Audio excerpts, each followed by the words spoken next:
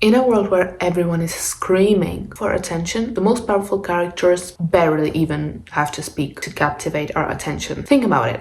Why do we love characters who are quiet? Why do they stay with us so much longer than the charismatic, loud ones do? Today, we're breaking down the art of the quiet character. Why they're so damn powerful, how they're written, how should they be written, why they kind of own us emotionally.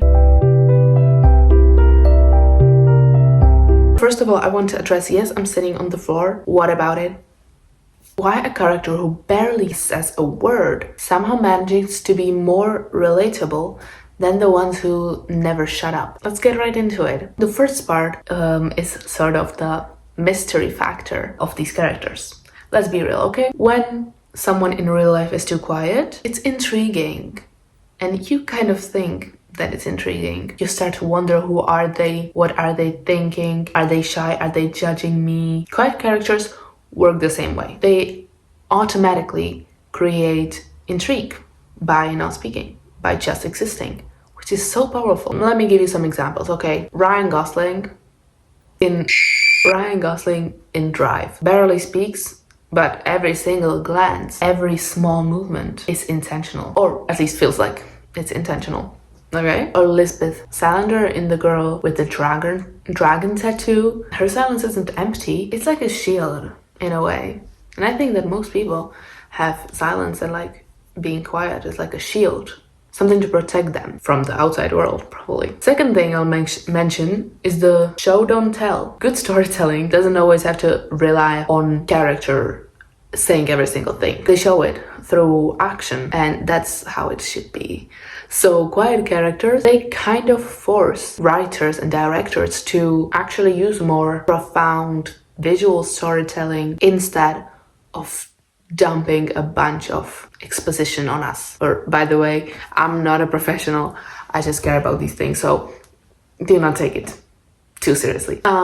Example, No Face in Spirited Away literally never talks, but you understand everything about his loneliness and his desire to belong just through his body language. Another thing are the selective words. When an originally quiet character speaks up for the first time, or like, it just hits so much different, and it feels really different because they don't waste words. So every time they speak, every line they say has some weight to it. An example I can think of is Wednesday Addams from the Tim Burton series, though. I mean, she talks, but less than a normal person, and her words are like calculated, like a dagger, right? Wait, that one line she said about like social media. Let's get into the second part, the types of quiet characters. First type is the mysterious outsider. One of my personal favorites. I think I like all of those types though. I know I'm gonna say that it's like my favorite in all of these types. Whatever. They're like walking mysterious aesthetic. Dark clothes, deadpan stare, lurking in a corner of a room, maybe slightly depressed. Examples: Wednesday, again, Lydia Deetz from Beetlejuice, Amelie Poulain, whatever, Amelie in the film Amelie. Whatever, I'm not French. And a whole lot of more. They draw us in because they're in a way detached from the world, you know? They rather watch instead of participating in meaningless activities and stuff. And that makes them really fascinating. Another type is the stoic badass character. This is not my favorite. These I would call the silent killers, okay? They dominate a scene without the need to speak much. They have such a strong presence that they can just exist, and that immediately makes them cool and makes them powerful. Examples are John Wick or the driver from Drive. I mean, you know that they could destroy you with one move, but they don't waste energy proving it to you. So that is a flex. Another type is the awkward genius. These were always the coolest characters for me. I don't know, I just found them the coolest. They are socially not that expressive, but inside they have like an extremely high level of intelligence, so they don't have to like prove that to other people as well. For example, Sherlock Holmes or Beth Harmon from The Queen's Gambit. They are not essentially shy, but they just keep stuff to themselves. They don't waste the energy to tell it to other people who don't deserve it. And their brain is just like at 100% all the time. So I get it that they don't speak. And the last but not least type is the emotionally guarded one. That's probably the most common one, I think. So they're the ones with the tragic backstory, right? Usually they're hiding something behind this mask of not talking. And for that exact reason, they're quiet because they have something, some secret, some sort of lore that they don't want the world to know. Examples are Jay Gatsby or Edward Scissorhands. These characters have a silence that invites curiosity and makes us wonder what made them that way. It's just so cool. It's so intriguing. I love films. And the third and last aspect of this discussion, maybe, is the psychology behind these quiet characters. Because who would I be if I didn't include psychology or philosophy? First, why do we relate to them? A lot of us these days, not all of us, are introverts, right? The constant noise, social media, the pressure to be on all the time. I already made a video about this topic, so if you want to check it out, it's on my channel. They feel like a break from all of that in a way because they're quiet, they're like kind of chill.